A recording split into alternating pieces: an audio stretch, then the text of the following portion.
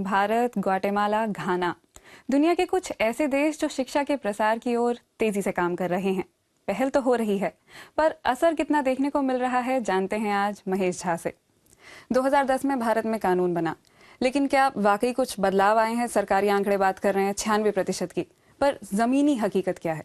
बदलाव हो रहे हैं शायद, ज्यादा बच्चे स्कूलों में आ रहे हैं। बात कर रहे हैं आप संवैधानिक अधिकार के शिक्षा की। 2010 से ये हकीकत है भारत में। और भारत में जो नई बात हुई है, बच्चों को स्कूल लाने की जिम्मेदारी स्थानीय निकायों को, सरकार को दी गई है, जबकि पश्चिमी देशों में ये जिम्मेदारी परिवारों की है। तो उसकी वजह से भी बदलाव आ रहा है। दिक्कत शिक्षा की क्वालिटी की है, उसमें सुधार की जरूरत है। औद्योगिक देशों का संगठन OECD कराता है शिक्षा पर एक सर्वे। पिछले साल पहली बार भारत ने भाग लिया उसमें। 15 साल के बच्चों के बीच ये कराया जाता है सर्वे। तो 73 देशों में भारत की जगह 72वीं थी। तो वहां बहुत कुछ करने की अभी जरूरत है, उस पर ध्यान देना होगा। जी, यानी भारत अभी भी इतना नीचे है क्वालिटी की अगर बात की जाए। आप पश्चिमी देशों की बात कर रहे थे।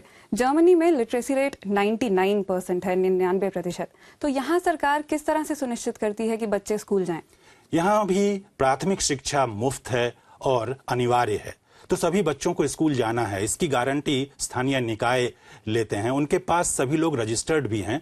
तो हर परिवार को चिट्ठी आ जाती है जब बच्चे स्कूल जाने की उम्र में होते हैं कि अब बच्चे को स्कूल भेजिए। और स्कूल में भर्ती के बाद उन्हें रिपोर्ट भी मिलती है कि सारे बच्चे भर्ती हो गए। तो इस तरह से कंट्रोल होता है। लेकिन यहाँ भी बच्चे हैं जो डरते हैं, स्कूल नहीं जाना चाहते हैं। तो उन्हें लाने की जिम्मेदारी स्कूल के टीचरों की होती है।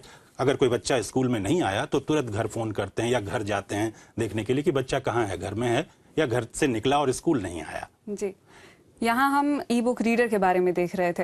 भारत में भी आकाश इंट्रोड्यूस किया गया। पूरी दुनिया में उसे $35 टैबलेट के नाम से वो मशहूर हुआ। तो आकाश इतना पॉपुलर तो हो गया, लेकिन क्या वाकई बच्चों तक या यूनिवर्सिटी में, स्कूलों में ये पहुंच पा रहा है? बच्चों तक तो नहीं पहुंच पा रहा है, क्योंकि उसकी योजना ही अलग थी। उसे कॉलेजों में ले जाना चाहते थे और यूनिवर्सिटीज में ले जाना चाहते थे। 25,000 कॉलेज, 400 यूनिवर्सिटी में आकाश लाने की योजना थी।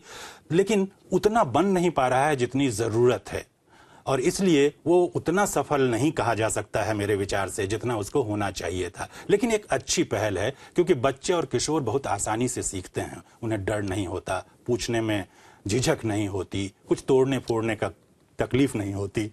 तो सीखते आसानी से हैं, और इस तरह की पहल करके उन्हें तकनीक के नजदीक लाया जा सकता है। जी, यानी जैसे हाथ में फोन रहता है, वैसे ही हाथ में अगर हर बच्चे के आकाश हो तो उन्हें सीखने में आसानी होगी। बहुत बहुत शुक्रिया इस जानकारी के लिए। आपने ढेर सारे आंकड़े सुने भारत, घाना, जर्मनी पर। ये सभी आंकड़े और इनके अलावा ढेर सारी जानकारी आपको मिलेगी हमारी वेबसाइट पर dw.de/hindi।